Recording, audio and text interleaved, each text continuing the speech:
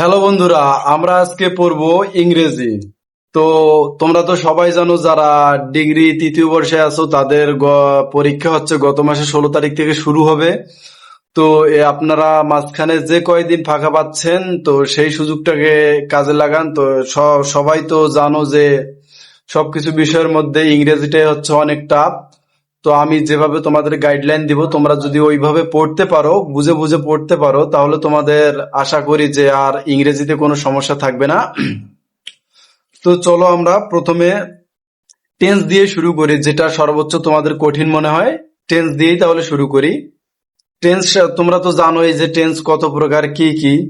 তাহলে ওগুলোতে আমি আর যাচ্ছি না, আমি ডিরেক্ট তোমাদের যেগুলো কাজে লাগবে পরীক্ষার সময়। 16 তারিখ থেকে তো পরীক্ষা শুরু, 16 তারিখে মনে হয় ইংরেজি আবশ্যিক। তো যেগুলো তোমাদের কাজে লাগবে আমি সেগুলোই তোমাদের শুধু করাবো, আর কিছু করাবো না। ওগুলো আশা করি তো তোমরা যদি ওগুলো ভালোভাবে আয়ত্ত করতে পারো, বুঝে বুঝে পড়তে পারো, তাহলে তোমাদের আর কোনো সমস্যা হবে না। তো আমি তবুও তোমাদের টেন্স সম্পর্কে একটু ধারণা দেই, যাদের কোনো ধারণা নেই তারা অবশ্যই ধারণা নিতে পারো। তো টেন্স প্রধানত হচ্ছে 4 প্রকার। না, টেন্স হচ্ছে 3 প্রকার: প্রেজেন্ট, পাস্ট, ফিউচার। তো এদের ভিতরে আবার ভাগ আছে। প্রেজেন্ট টেন্স হচ্ছে 4 প্রকার: present indefinite tense, present continuous tense, present perfect tense, present perfect continuous tense.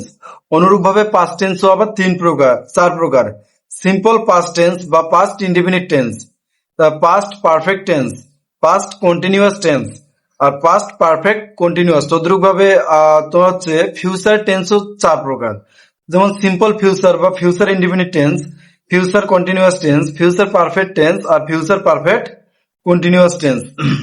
তবে তোমরা এটা অবশ্যই মনে রাখবে যে ইনডিফিনিট নামে যে টেন্স হয়, এর নাম পরিবর্তিত হয়ে সর্বদাই সিম্পল হয়। মানে তোমাদের হচ্ছে ইনডিফিনিট টেন্সও যেটা, সিম্পল টেন্সও একই। ইনডিফিনিট আর সিম্পল দুটোর নামই একই, কিন্তু দুটোর নাম আলাদা আলাদা, আলাদা আলাদা ভাবে রাখা হয়, কিন্তু দুটোর নামই প্রধানত একই।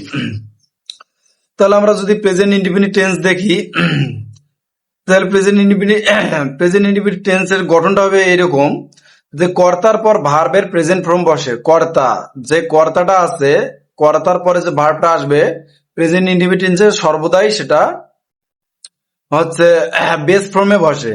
যেমন আমরা বলতে পারি বিনা সিংস এ সং। এখানে দেখো বিনা হচ্ছে কর্তা, কর্তার পরে যে ভার্বটা বসেছে সেটা সর্বদাই বেস ফর্মে বসেছে। তারপরে নেগেটিভ ভার্বে তদ্রূপ। তাহলে আমরা এখন তাহলে সিম্পল ইনডিফিনিট টেন্স তো বুঝতে পেরেছি আশা করি। তাহলে প্রেজেন্ট ইনডিফিনিট টেন্স বুঝতে পেরেছি। তাহলে আপনারা যারা যারা আমার ভিডিওটি দেখছেন তারা অবশ্যই, যদি ভিডিওটি তোমাদের ভালো লেগে থাকে তাহলে চ্যানেলটিকে সাবস্ক্রাইব করবেন এবং বন্ধু বান্ধবদের মাঝে শেয়ার করে দিবেন। দেখা হচ্ছে অন্য কোনো দিন অন্য কোনো ভিডিও নিয়ে।